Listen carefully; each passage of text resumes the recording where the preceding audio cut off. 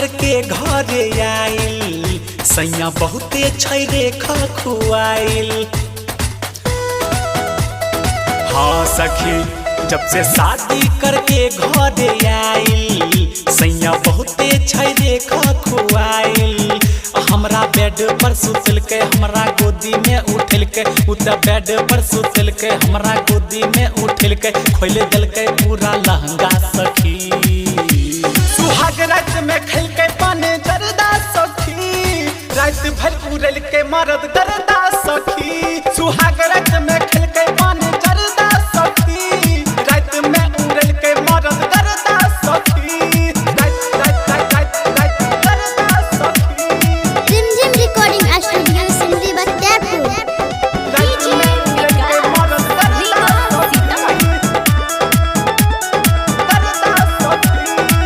लगैने रहे हमारा पर यास हो देखी के ओकरा भेलै ने बर्दास हो। मीठी बोली से उ हमारा पटैल गई कोरा बैठाई के छाती से सटैल गई। लगैने रहे हमारा पर यास हो देखी के ओकरा भेलै ने बर्दास हो। मीठी बोली से हमारा पटैल गई कोरा बैठाई के छाती से सटैल गए। भेलै मोन ओकर ताजा खूब लेलकै उ तमाजा भेलै मोन ओकर ताजा खूब लेलकै रे माजा पूरा भेलै ओकर श्रद्धा सखी। सुहाग रात में खेल के पाने जरदा सखी रात भर उड़ल के मरद दरदा सखी। सुहाग रात में खेल के पाने जरदा सखी रात में उड़ल के मरद दरदा सखी।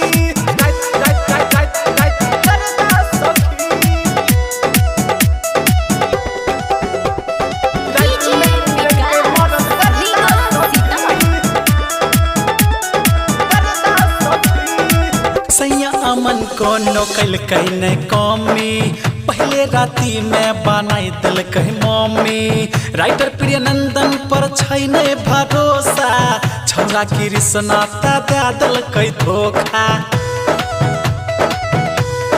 हाँ रे सैया अमन कोनो कैलकै नै कमी पहले राती में बनाई दिलकै मम्मी। राइटर प्रियनंदन पर छै नै भरोसा छौरा कृष्णा ता दे दिलकै धोखा।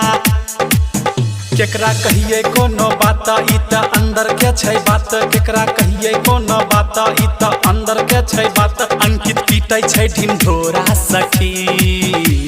सुहाग रात में खेल के पाने जरदा सखी रात भर उड़ल के मरद दरदा सखी।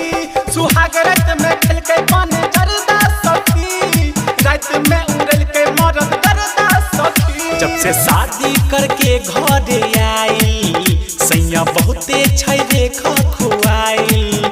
हमरा बेड पर सुतल के हमरा गोदी में उठल के बेड पर सुतल के हमरा गोदी में उठल के खोल दिल के पूरा लहंगा सखी। सुहाग रात में खेल के पाने जरदा सखी रात भर उड़ल के मरद दरदा सखी। सुहाग रात में खेल के पाने जरदा सखी रात में उड़ल के मरद दरदा सखी। रिमझिम रिकॉर्डिंग स्टूडियो सिमरी बख्तियारपुर।